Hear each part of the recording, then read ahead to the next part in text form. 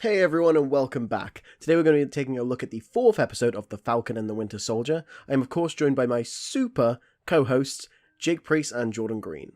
Hello. Hello there. So yet another big episode. I'm getting tired of saying that every week, but it's just always true. So we start off by getting to see a scene back in Wakanda, which is the first time we've visited that place since 2018's Infinity War.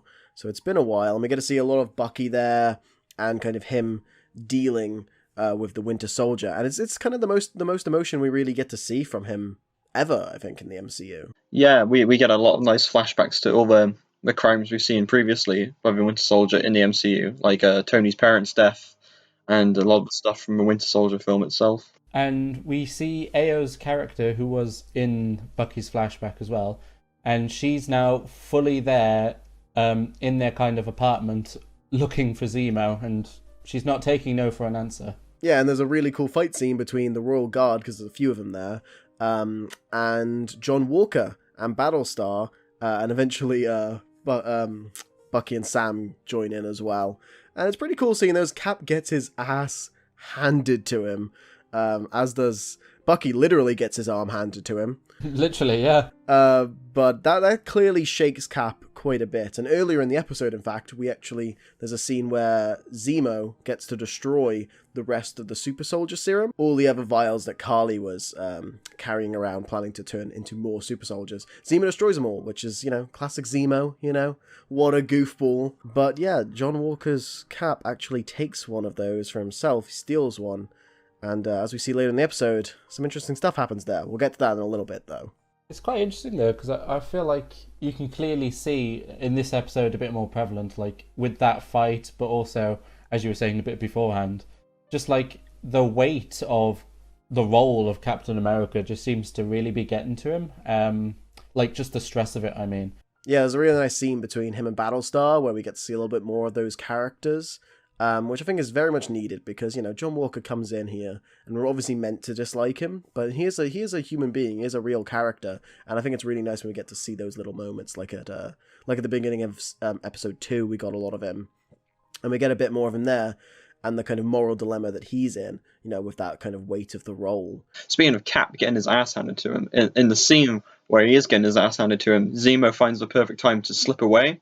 So Zemo is now separated from the group. He's no longer with Bucky and Sam, which is interesting because I'm not sure if he continued to pursue Karli on his own here. I'd assume that would be his plan. There was also another quick little scene with Sharon Carter. She makes it back into the show again, which is really nice that, they're using her a bit more than just the one episode. And it was a very, very sus scene. Like it's making me think more and more that she's the power broker, or at least heavily connected to, Yeah, for sure. I mean, if she is the power broker, we know the power broker is still trying to track Karli for the serum, and what better way to find Karli than help Sam and Bucky, who are literally trying to find Karli. Yeah. Speaking of Sam and Karli, they share an interesting scene together where Sam eventually tries to talk her down and out of her position of the Flag Smashers and their whole position on violence. Really. And it goes quite well at first. He can relate to her and she believes she can relate to him. But once again, John Walker's Captain America has to step in and kind of stir the pot. And yeah, but then of course John Walker comes crashing in as he tends to. John's. I think we can pretty much agree that John is at his core a good person, but he's corrupted, kind of by the position he's put into, and the things he's had to do, the missions he had to do with the war, which they discuss a little bit here.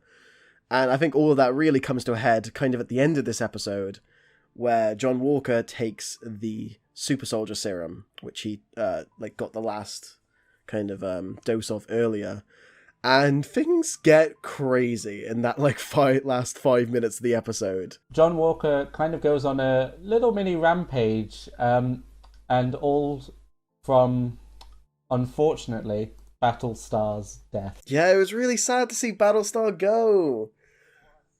We've lost Red Wing, we've lost Battlestar, all the cool sidekicks, they're going. When will the killing end? End of episode 6, probably. Yeah, no, I really liked Battlestar. I felt he was a good sort of anchor to John Walker's character. when John would get a bit too feisty, Battlestar almost had the potential to rein him in. And now that his emotional anchor's gone, John Walker's, he's lost it, as we've seen. He's really lost it. Yeah, so Carly hits Battlestar across the room with her super strength and kills him in the process, which leads John to go mental, chasing down one of the members of the Flag Smashers we've seen a few times over the last few episodes.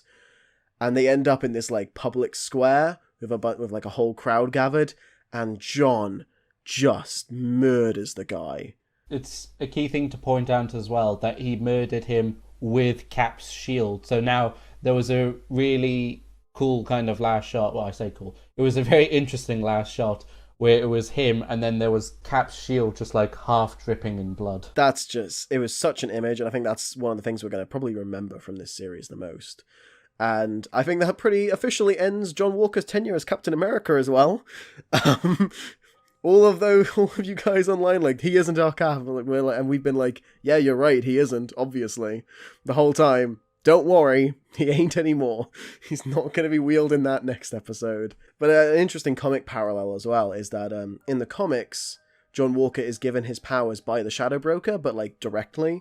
Whereas here, he still gets them by the Power Broker because it's his serum that he takes, but it's in a very indirect way. So I like that they're still paying tribute to the comics and being faithful to them, but doing it in a way that the audience may not expect. The way that the new Cap kills the Flag Smasher dude is by repeatedly shoving and smashing down into his chest with the shield. And we've seen a similar shot with the previous Captain America, which is what he does to Iron Man in Civil War, except our Cap stops before he can kill Iron Man and instead just deactivates his arc reactor and the suit itself, where this Cap takes the ultimate plunge and kills the guy instead, which I think shows a fundamental difference in character between Steve Rogers and John Walker. And then also that scene in Civil War was the point where Steve Rogers, Captain America, kind of left the shield behind and dropped the mantle of Captain America, which is presumably what is going to happen with John Walker here as well. So I think there's definitely an interesting parallel there.